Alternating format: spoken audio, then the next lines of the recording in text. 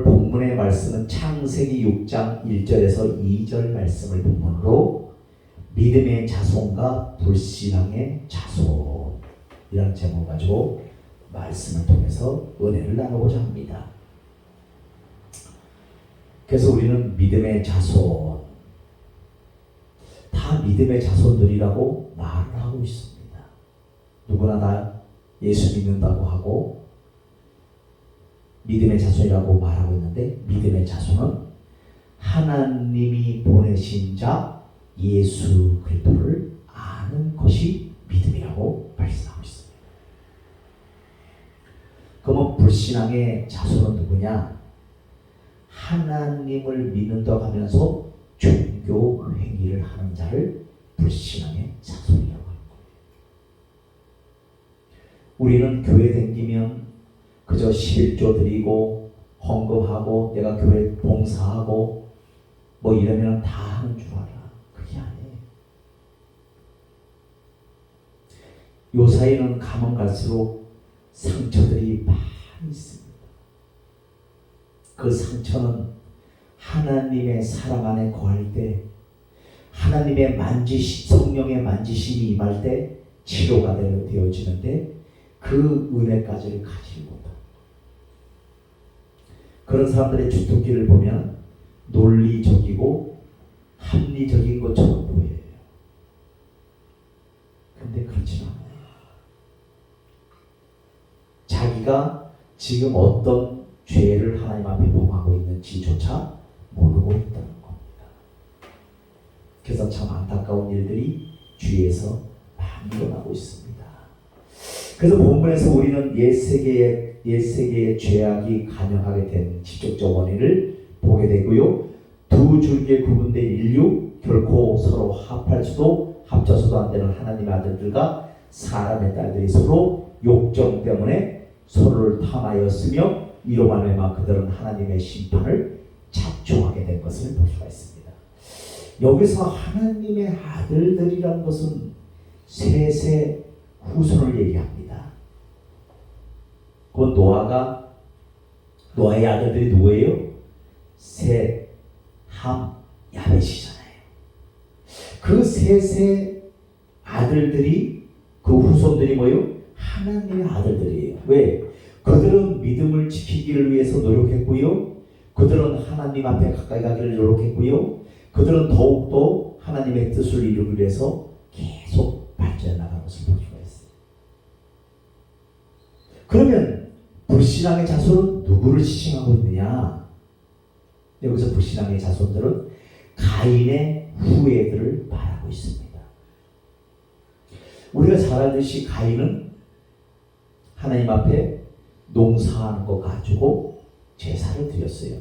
그럼 우리가 농산물을 드려서 하나님이 싫어하시는가? 아니에요.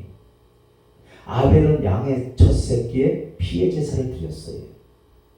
그럼 왜 우리는 여기서 알 수 있는 것은 뭐냐면, 바로 가인이 어떤 제사를 드렸냐? 형식적인 제사를 드렸다는 거예요. 마음을 다하고 뜻을 다하고 정성을 다하는 이런 제사를 드려야 돼요. 지금 이 시대도 마찬가지잖아요. 예배를 그냥 건성으로 왔다가 그냥 뭐 1시간 떼고 가고 예배 드렸어, 이게 아니라 내가 그 말씀 가운데 한 말씀이라도 하나님의 말씀을 붙잡고 내 안에서 어떤 역사가, 변화의 역사가 일어나야 된다. 변화의 역사가. 그래서 우리가 보면은 몇십 년을 교회 다니고 목사가 되었음에도 그 상처가 해결되지 못해서 헤매는 자들이, 자유함을 얻지 못하는 자들이 너무나 많이 있습니다.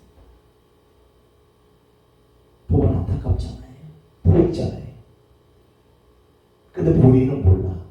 막 공격하고 막 이간질하고 분열시키고, 그런 하나님이 기뻐하시지 않는 마귀의 속성을 가지고 하잖아요. 그래서 우리는 여기서 알 수 있는 것은 뭐냐면, 또 가인의 그 아벨을 들에 있을 때 쳐 죽여버리잖아요. 돌로 쳐 죽여버리잖아요. 최초의 살인자가 가인입니다. 그런데도 우리가 아이러니하게도 하나님께서는 가인을 벌하지 아니하시고 어떻게 해요? 가인을 만나는 자는 누구든지 표를 주사 어떻게 해요? 이 죽이지 않게 보호하시는 걸 볼 수가 있어요. 지금 이 시대도 이 믿음의 자손과 불신앙의 자손은 공존하고 있습니다. 교회 안에 과연 믿음의 자손들이 몇이나 될까요? 우리도 한번 생각을 곰곰이 해봐야 돼요. 내가 믿음의 자손인가? 아니면 불신앙의 자손인가? 그래서 본문에서 말하는 하나님의 아들들이란 무엇을 말하는가? 이것은 세세 후손들로 해석하는 것이 맞다.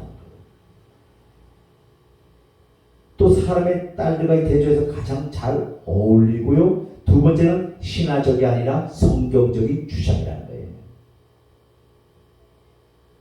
그래서 셋째는 이후의 역사에서 경건한 사람들에게 주어진 내용과 일치되기 때문입니다. 그래서 신명기 14장 1절 말씀해 보니까 너희는 너희 하나님 여호와의 자녀이니 죽은 자를 위하여 자기 몸을 베지 말며 눈썹 사이에 이마에 위에 털을 밀지 말라라고 기록하고 있습니다.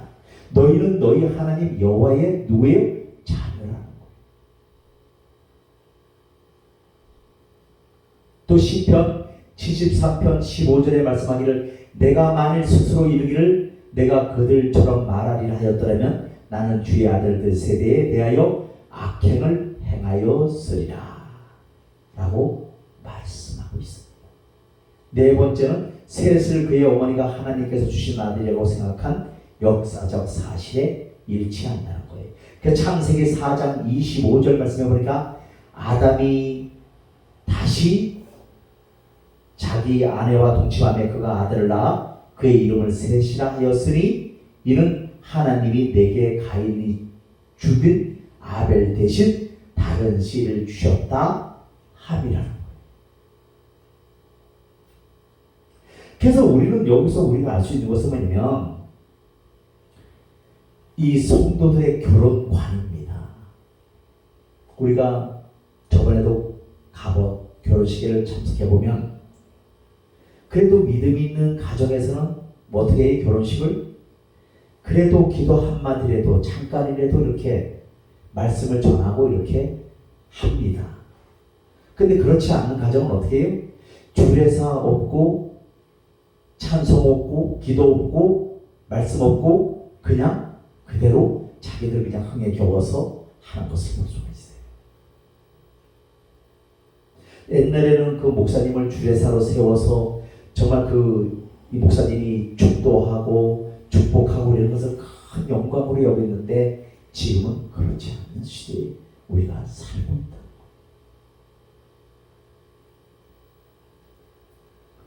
그러면 사람의 딸들은 이들은 가인의 후손이라는 거예요.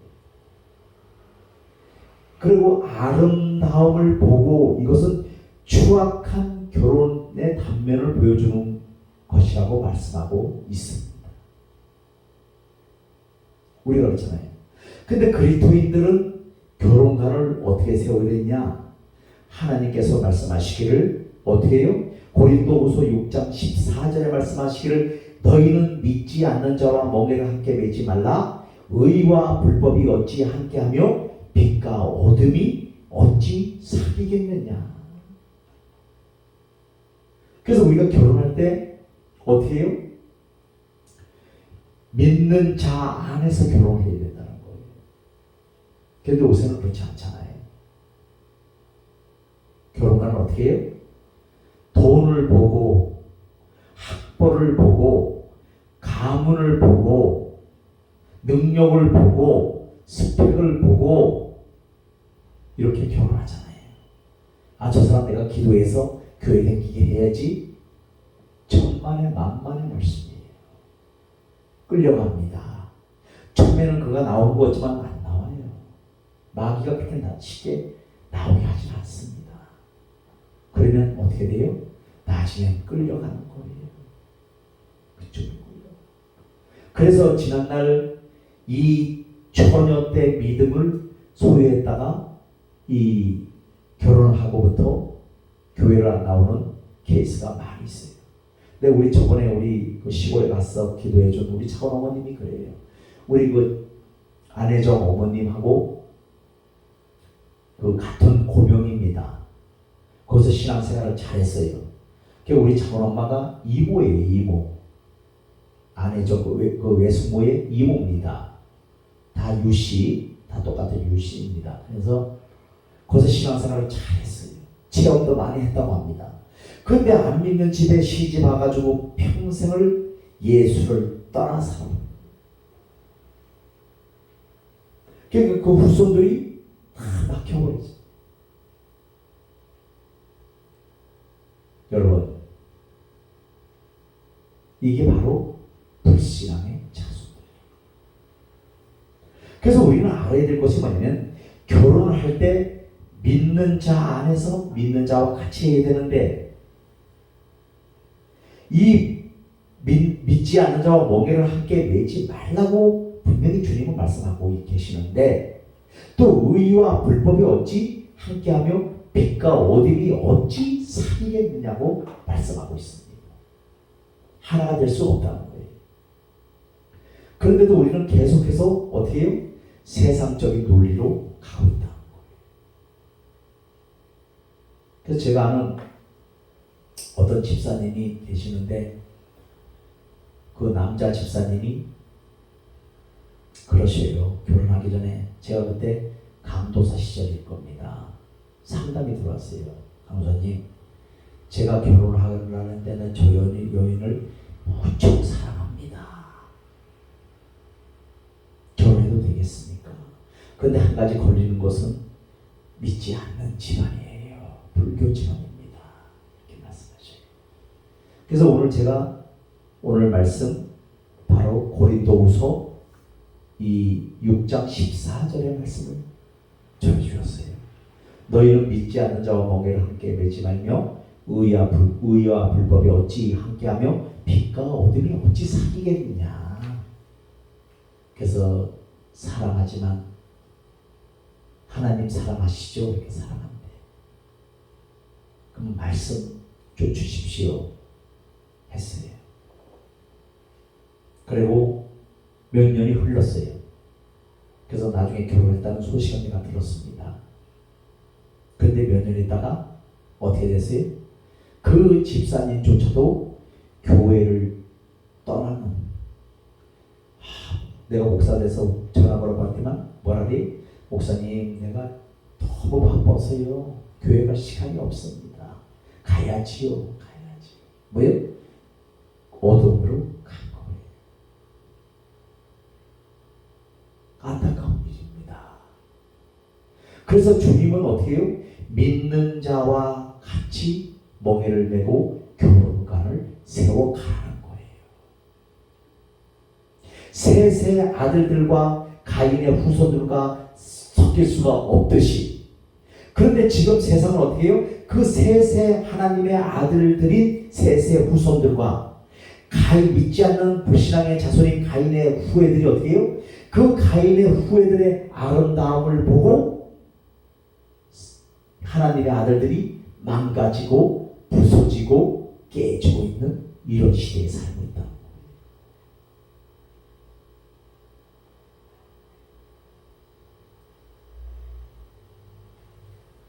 믿음의 사람 노아 당시에도 믿음으로 신앙을 지키며 경건한 생활을 하는 사람들이 있는가 하면 불순종으로 믿음을 저버리고 세상에 깊숙이 빠져 온갖 죄악을 저질러 주님의 영광을 가리웠던 자들이 있었다는 거예요. 이처럼 오늘날의 불신앙의 무리들과 주를 따르는 무리들은 뚜렷하게 구별되고 있다는 겁니다. 그렇다면 우리들의 신앙, 과연 그들의 신앙과 비교할 때 어떠한지 본문의 말씀을 통해서 살펴보도록 하겠습니다. 첫째, 믿음의 자손인 셋인 여호와를 경건히 섬기고 숭배하는 거룩한 종족이었다는 겁니다. 그들은 모이기만 하면 기도했고 주의 은혜를 항상 잊지 않고 주의 사랑을 떠나지 않는 생활을 했으며 보이지 않는 하나님의 나라를 믿음으로 받아들였다는 거예요. 그리고 주님께 드리는 제사도 게을리하지 않았으면 물론 자손에게까지 이 습관을 전수하기에 열심을 다했다는 거예요. 그럼 두 번째, 불신종의 자손인 가인은 어떻게 했느냐? 이들은 셋의 후손들과는 전혀 다르게 세상의 물질과 향락에 눈이 어두운 자들이었고 천국은 눈에 보이지도 않으므로 있을 턱이 없다고 곧 웃음을 쫓고 의와 진리는 도무지 존재한다고 믿지 않았다는 겁니다. 그들에게는 하나님이 존재하거나 존재하지 않거나 아무 상관이 없었다는 거예요. 오직 자신들의 눈앞에 처해 있는 상황에서 손으로 만지거나 향약을 죽일 수 있으며 눈으로 직접 확인하고자 하는 그런 마음을 갖고 생활을 했다는 겁니다. 지금 이 시대와 똑같지 않습니까? 믿는 자들도 어떻게 해요? 하나님의 아들들이 사람의 딸들의 아름다움을 보고 망가지고 무너지고 이런 쾌락에 빠져있는 이런 시대에 우리가 살고 있다는 겁니다.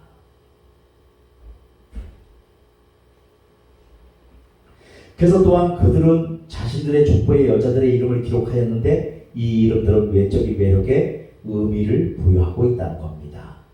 그래서 장식이나 아름다움을 의미하는 아다,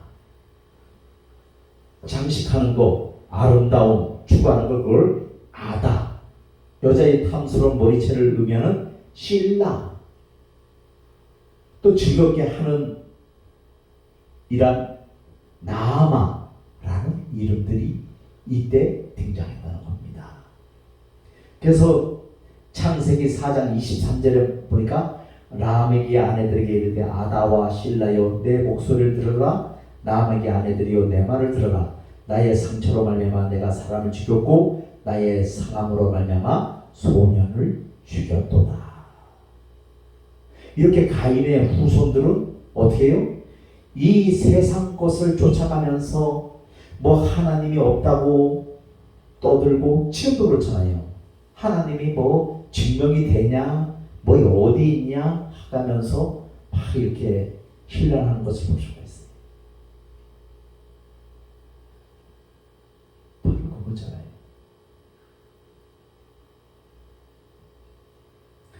그래서 세 번째로 보니까 두 종족이 분리가 되더니 그들은 서로가 다른 생활과 신앙 습관으로 오랜 세월 떨어져 살았고, 그러나 얼마 세월이 지나고 그러한 분리 생활에 종집을 찍게 되었는데 그것은 그들이 서로 화해하고 신앙으로 뭉쳐서 하나님을 찬양했기 때문이 아니라 셋의 자손들의 종교적 행위가 무기력해지고 영적인 경건의 생활의 풍토가 쇠퇴하였기 때문이라는 거예요. 그래서 지금 뭐가 등장합니까? WCC, 종교통합. 우리 서로 남의 종교 비판하지 말고 서로 인정하자. 예를 들어서 간악산이 여기 있는데 신림동에서 올라가면 어떻고 안양에서 올라가면 어떻고 목적지는 똑같지 않냐? 종교 타원주의예요. 맞는 것이 아닙니다. 그래서 우리가 이 시대의 신앙생활하기가 그렇게 힘들다는 거예요. 근데 그때 셋의 자손들이 그 가인의 자손들의 아름다움을 보고 무기력해지고 신앙생활도 무기력해지고, 왜? 보니까 너무 화려하게 살아, 멋있게 살아, 재미있게 살아. 이걸 쫓아가는 거예요. 지금 이 시대가 그렇지 않습니까? 세상의 향락, 쾌락 쫓아가잖아요. 그래서 교회도 성도가 얼마큼이 있냐, 교회 규모가 얼마큼 되냐, 그 사람이 인격은 소용없어요. 그런 걸 가지고 판단하면서 하는 거예요. 그걸 하나님은 기뻐하지 않는다는 거예요. 셋의 자손들은 타 족속의 유혹에 스스로를 절제하지 않고 몸을 내어 맡기다 보니 다른 종족과 혼합하게 되었다는 것입니다. 즉 하나님의 아들이라 일컬어지는 셋의 자손들이 사람의 딸들로 배운데 가인의 딸들의 아름다움과 그들의 유혹에 넘어가 그들이 쳐놓은 그물에 걸려 자기가 좋아하는 모든 자로 아내를 삼고 말았다는 것입니다. 이와 같이 급속히 두 종족이 섞이면서 인류의 부패와 타락은 급속히 진전되었다는 겁니다.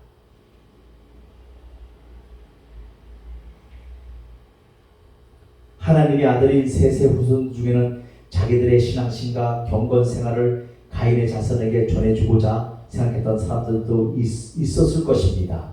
그러나 맑은 시냇물이 흙탕물로 들어간다고 할지라도 흙탕물이 깨끗해지기보다는 오히려 맑은 물이 흙탕물이 되고 마는 것입니다. 여러분, 맑은 물에 흙탕물이 들어오면 흙탕물이 되는 거예요. 그렇잖아요. 흙탕물에 맑은 물이 들어간다고 맑은 물이 되겠습니까? 안 된다는 거예요. 무슨 얘기냐? 우리가 하나님의 자녀들로서 세상에 속해버리면 안 된다는 거예요. 그럼 어떤 현상이냐? 흙탕물이 된다는 거예요. 어둠이 된다는 거예요. 어둠. 할 것을 말씀하고 있습니다. 이처럼 오로나에도 결혼 앞둔 형제나 자매들이 세상 속에서 방탕한 사람을 반려자로 맞이하여 멍에를 같이 맨대면 그와 같이 타락하고 만다. 그래서 요새 젊은이들이 믿는다고 하면서도 많이 다 타락되어 있잖아요. 믿음이 없잖아요. 믿음이 없고 폐역한 시대잖아요. 왜? 세상을 쫓아가니까. 그러면 우리와의 관계를 한번 살펴보겠습니다. 오늘 본문에 나타난 가인과 셋의 자손에 관한 말씀과 우리들이 처해 있는 환경과 어떤 관계인지 살펴보도록 하겠습니다. 셋의 자손들은 왜 범죄하였습니까? 그것은 그들이 진리보다도 눈앞에 보이는 화려한 것만을 추구했다는 거예요. 또 윤리적 성향이 강한 퇴락되어졌기 때문이라는 겁니다. 그 다음에 현세를 살아가는 우리는 어떠합니까? 참다운 진리보다도 세상에 화려하고 값진 것만을 추구하지는 않고 있지 않는지 자기 자신들을 살펴보시기를 바라겠습니다. 낡은 줄 알면서도 외적인 매력에 이끌려 뿌리치지 못하는 마음으로 부끄러운 일을 자행하지는 않습니까? 사랑하는 성도 여러분, 이 모든 것들은 오늘 본문에서 말하고 있는 셋의 자손, 즉 하나님의 아들들이 자행한 허물이며 죄악이라는 거예요. 참으로 주 안에 거하는 자들은 적어도 겉으로 보이는 화려함 속에 숨어있는 사악함과 하나님께서 진실로 기뻐하시는 진리를 구별할 줄 아는 분별력이 있어야 될 줄로 믿습니다. 이 분별력이 없으면 무너진다는 거예요. 이러한 문제는 친구를 사귀는 데도 필요하며 배우자를 선택하는 과정에서 필히 숙지하고 있어야만 합니다. 우리가 세상을 살다 보면 신실한 사람과 신실치 못한 사람, 올바른 가치관을 가진 자와 그렇지 않는 자 등 여러 부류의 사람을 접하게 됩니다. 그때마다 우리는 주님께 지혜를 구하기 위해 기도하시길 바라겠습니다. 그래서 우리 보면 그렇잖아요. 우리 저것도 마찬가지고